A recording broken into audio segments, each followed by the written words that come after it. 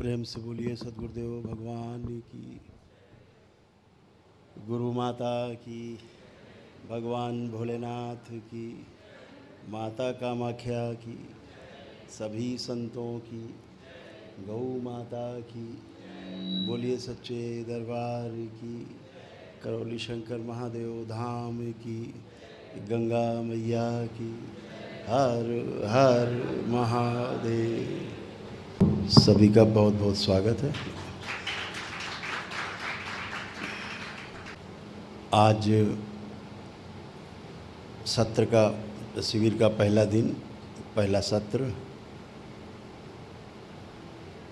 आज हम लोग क्वेश्चन आंसर से शुरू करेंगे। जो अंदर जिज्ञासाएं हैं उनको शांत करने की कोशिश करेंगे। और दूसरा सेशन जो होगा 7 बजे से 8:30 बजे का, उसमें ध्यान साधना करेंगे। और अभी का जो स्टार्ट हो रहा है शिविर 4:30 बजे से, ये इसमें 6:30 बजे तक हम लोग क्वेश्चन आंसर पे जाएंगे। जो अभी तक कोई साधना में प्रॉब्लम्स आई हों, समस्या आई हों, कुछ अनुभव किए हों, उस पे बात करेंगे। हरि हर। इसको कई बार दोहराया है, आज आपको फिर से इधर ध्यान आकर्षण करेंगे। जब तक स्मृतियाँ शेष रहती हैं जीवन में, हमारे चित्त में, तो हमें बार बार जन्म लेना होता है। जिस शरीर यात्रा में दी गई स्मृतियां जब समाप्त होने लगती हैं, तो वह शरीर यात्रा भी समाप्त हो जाती है। ये नियम है।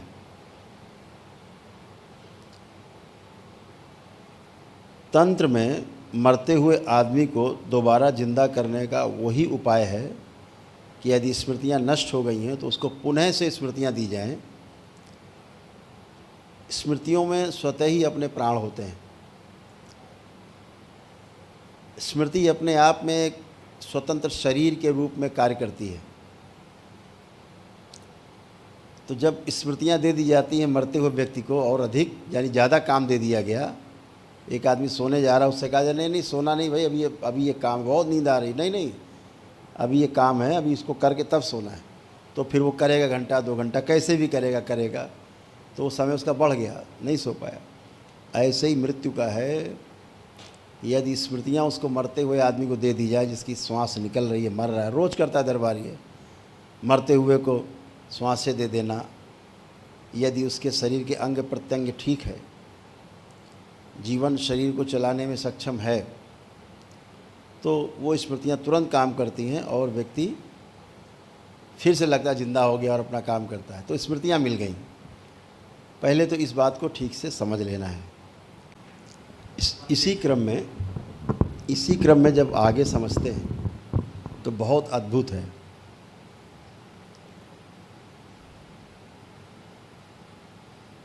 प्रतिदिन जब रात्रि में हम सोते हैं तो एक अद्भुत घटना घटित होती है, जो रोज़ घटित होती है, इसलिए सबके लिए सामान्य है। अन्यथा रात्रि में जब हम सोने जाते हैं, सो जाते हैं, वो घटना है, क्रिया नहीं है।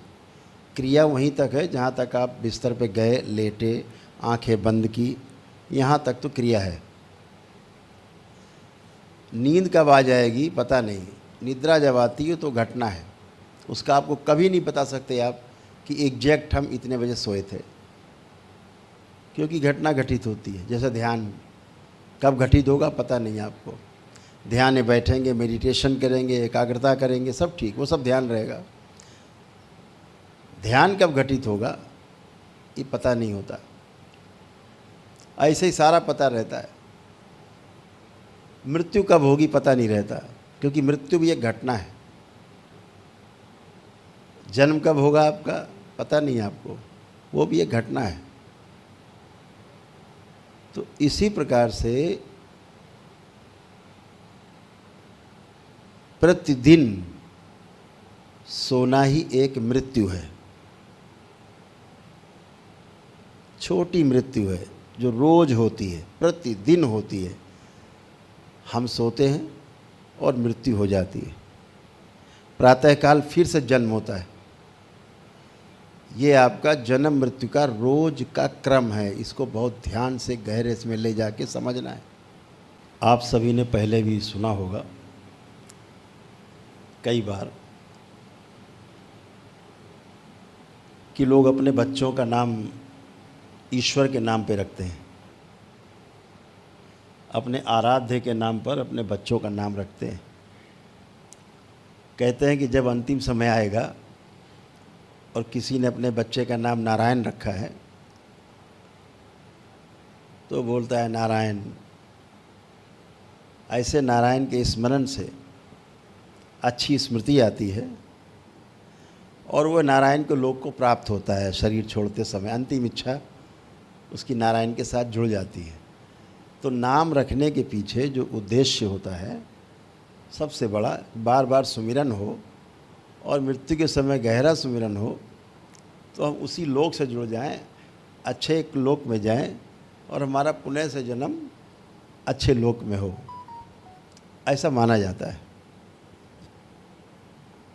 इसी क्रम में ये भी माना जाता है, ये प्रमाण है इस बात के, दरबार के पास तो ढेरों प्रमाण हैं कि जब आप मृत्यु के समय जो अंतिम इच्छा होती है, अगला जन्म जहाँ भी होगा उस इच्छा के अनुसार ही होगा। ये नियम है। अंतिम इच्छा ही मृत्यु के समय की, वो जन्म के समय की प्रथम इच्छा बन जाएगी। यानी जन्म और मृत्यु दो घटना ना हो करके हेड एंड टेल है। मृत्यु और जन्म एक जैसा है, जन्म और मृत्यु एक ही घटना का नाम है। एक तरफ मृत्यु हो रही होती है, दूसरी तरफ किसी भी दूसरे लोक में, किसी दूसरी योनि में जन्म हो रहा होता है। वो जन्म आपकी अंतिम इच्छा के अनुरूप हो रहा होता है। यानी आखिरी इच्छा मृत्यु के समय जन्म हुआ, पहली इच्छा वही। अब उसी इच्छा के वशीभूत होकर के पूरा अगला जन्म उस इच्छा के प्रधान इच्छा बन जाएगी, उसके आसपास घूमेगा। यह चिरकालीन निद्रा है, यह मृत्यु है जो आपको अगली शरीर यात्रा के लिए तैयार करती है।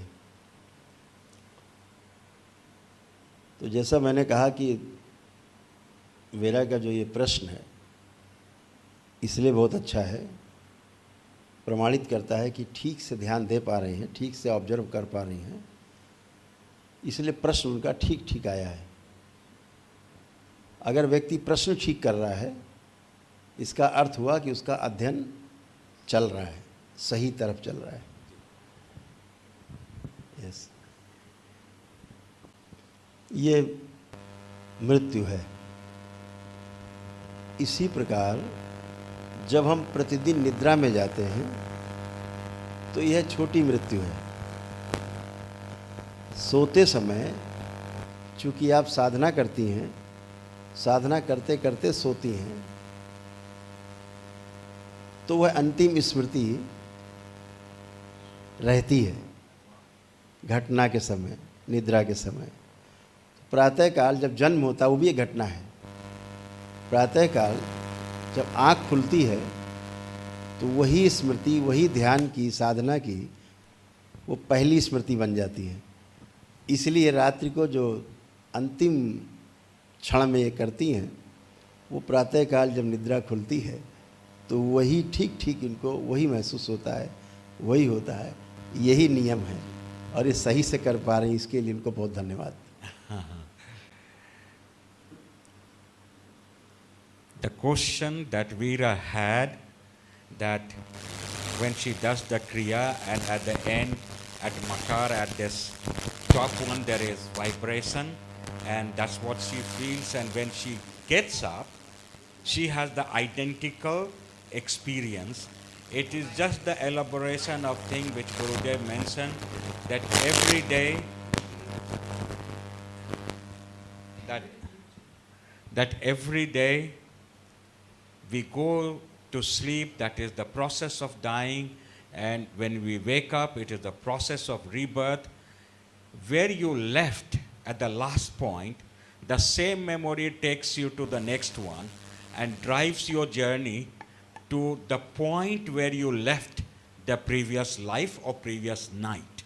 In this case, Veera's, as she sleeps well before, while feeling this, and when she wakes up, it is almost like dying in the state of sadhana and be reborn with the same feeling and urge for good sadhana.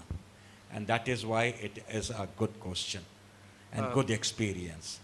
Spánek je vlastně smrt je vlastně prodloužený spánek a na druhé straně ten člověk se zase probudí a to, co vlastně Věra zažívá, tak je vlastně podobné, když se probouzí, to znamená večer usne a ráno se probouzí s těmi pocity, které má v hlavě a identické pocity má, když vlastně dělá svoji sadánu.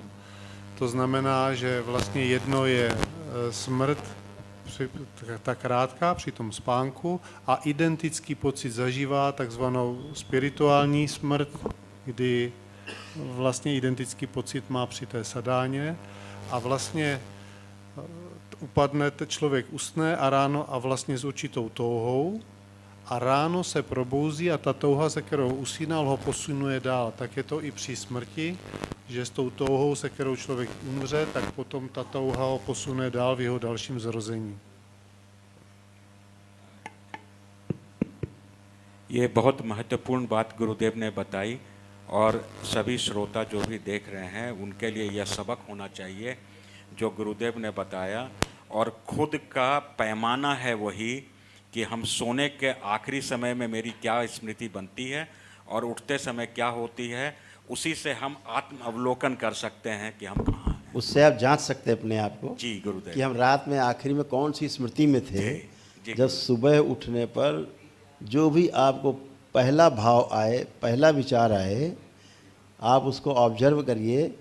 इससे आपको ये प्रमाण मिलेगा कि रात को सोते समय आपके पास विचार कौन सा था। आपको किसी से पूछने जाने की आवश्यकता नहीं है, आप स्वयं में जांच सकते हैं। सुबह उठ करके जो पहला विचार आए, मतलब वो आपका रात में सोते समय अंतिम विचार था, तो आप उसमें सुधार ला सकते हैं। अगर सही है तो जारी रख सकते हैं, गलत है तो कोशिश करें। अनुकूलता और प्रतिकूलता दो बहुत ही विषैले कांटे हैं। जो अनुकूलता है वो सोने का कांटा है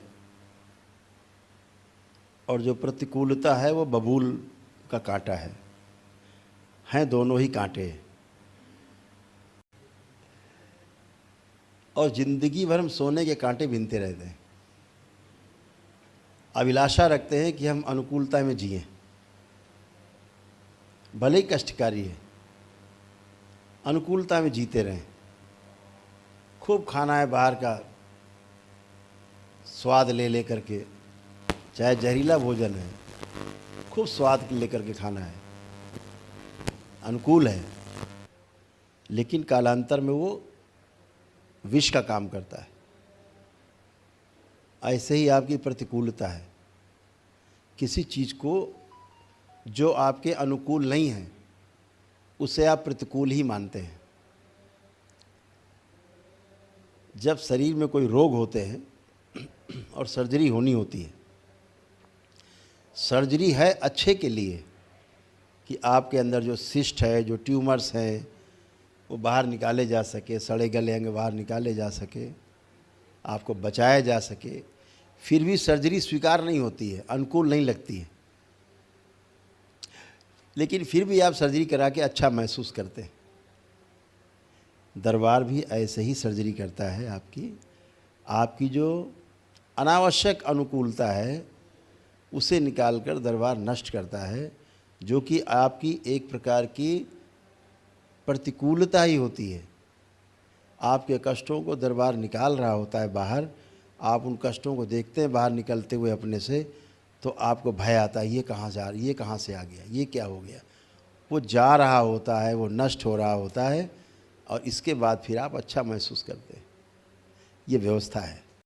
तो हमें ये समझना होगा कि जब ध्यान साधना का स्तर बढ़ता है, लेवल आपका अप होता जाता है, वैसे वैसे आपके शरीर के जन्मों जन्मों के जो कष्ट हैं, जो भोग हैं, वो निकलते हैं और नष्ट होते हैं, जिन्हें देखकर आप घबरा जाते हैं। घबराना नहीं है, दृष्टा भाव में स्थिर होना है। दृष्टा भाव में स्थिर होना है, लिप्त हुए बगैर दूर से देखना है। उसमें अपना भाव नहीं जोड़ना है। आप जो भाव जोड़ेंगे उसी भाव से वो बढ़ करके और बड़ा हो जाएगा।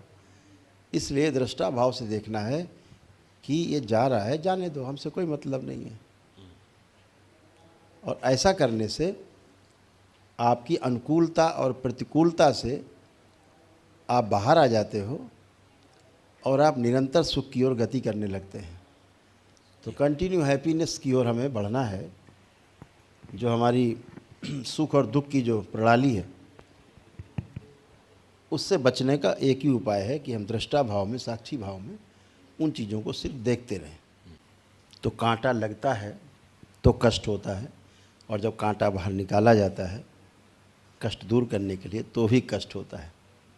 तो ध्यान साधना में जब आपके पास ऊर्जा बहुत होती है दरबार की, तो आपके भोग तेज़ी से कटते हैं।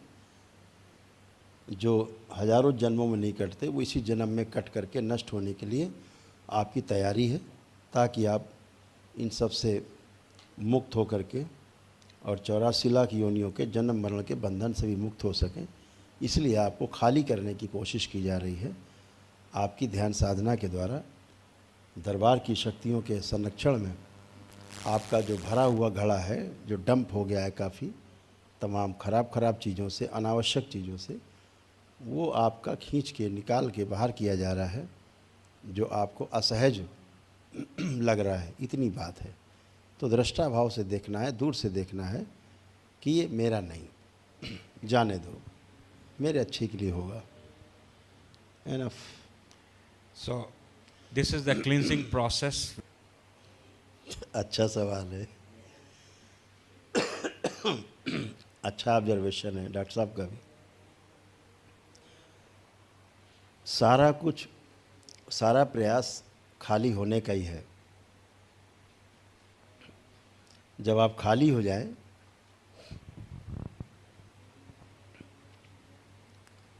ये आपकी प्रतीति है कि हम खाली हो गए, ऐसा प्रतीति है। वास्तविकता ये है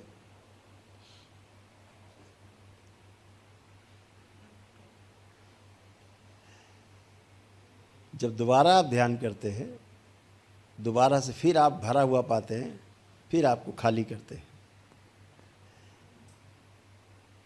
फिर करते हैं अगले दिन, फिर भरा हुआ होता है, फिर खाली करते हैं।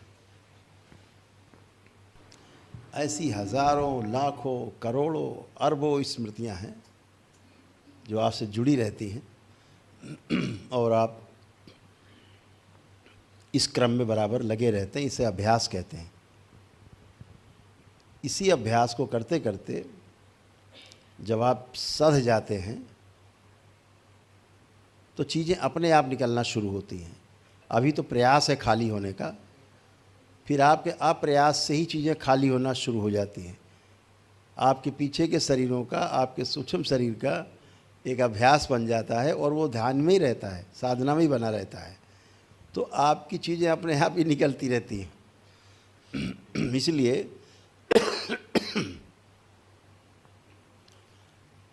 इसे जारी रखना है। और आज पहला दिन है वर्कशॉप का।